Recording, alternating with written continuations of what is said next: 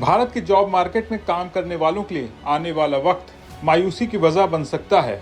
दरअसल भारत का IT sector हो या ग्लोबल टेक इंडस्ट्री, हर जगह नौकरियों पर खतरे के बादल मंडरा रहे हैं। केयर एज रेटिंग्स की ताजा रिपोर्ट ने चेतावनी दी है कि 2025-26 में भारत का आईटी सेक्टर सुस्त रहेगा और इस साल आईटी सेक्टर में रेवेन्यू ग्रोथ महज 0 से 2% रहने का अनुमान है। यानी पिछले साल के मुकाबले ग्रोथ में भारी गिरावट आने की आशंका है। इसकी वजह ग्लोबल डिमांड में आ रही कमी और टेक कंपनियों के खर्च घटाने की रणनीति है, जिसने आईटी जॉब्स को मुश्किल में डाल दिया है। लेकिन ये तो केवल शुरुआत है, क्योंकि एआई का तूफान जॉब मार्केट में उथल पुथल मचा रहा है। ओपन एआई के सीईओ सैम ऑल्टमैन ने साफ कहा है कि एआई कस्टमर सर्विस जैसी नौकरियों को पूरी तरह खत्म कर सकता है और 2026 तक 30% लो स्किल जॉब्स खत्म हो सकती हैं। वहीं हेल्थ केयर में बेहतर डायग्नोसिस दे रहे एआई के बढ़ते दखल के बावजूद ऑल्टमैन का कहना है कि मशीन पर पूरा भरोसा नहीं किया जा सकता।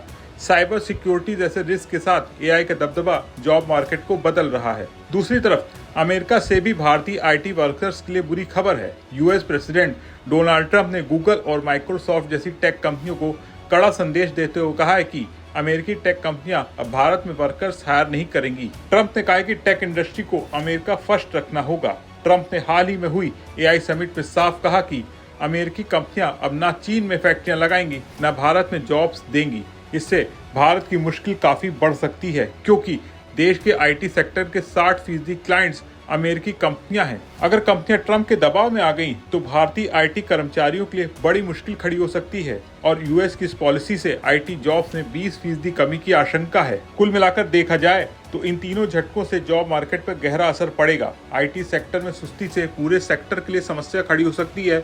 वहीं एआई से लो स्किल और ट्रंप की पॉलिसी से हाई स्किल जॉब्स पर संकट आ सकता है। युवाओं के लिए ये एक बड़ा अलार्म है और उन्हें जॉब मार्केट में टिके रहने के लिए एआई, डेटा साइंस और साइबर सिक्योरिटी जैसी नई स्किल्स को सीखना होगा। वहीं अगर उन्होंने स्किल अपडेट नहीं किए तो जॉब मार्केट में टिकना मुश्किल हो सकता है। इसके अलावा सरकार और इंडस्ट्री को भी मिलकर नए जॉब्स क्रिएट करने पर काम करना होगा, जिससे बेरोजगारी बढ़ने की आशंका को खत्म किया जा सके। आपका इस पूरे मामले पर क्या सोचना है, कमेंट करके बताएं और बने रहें बिस्तक के साथ।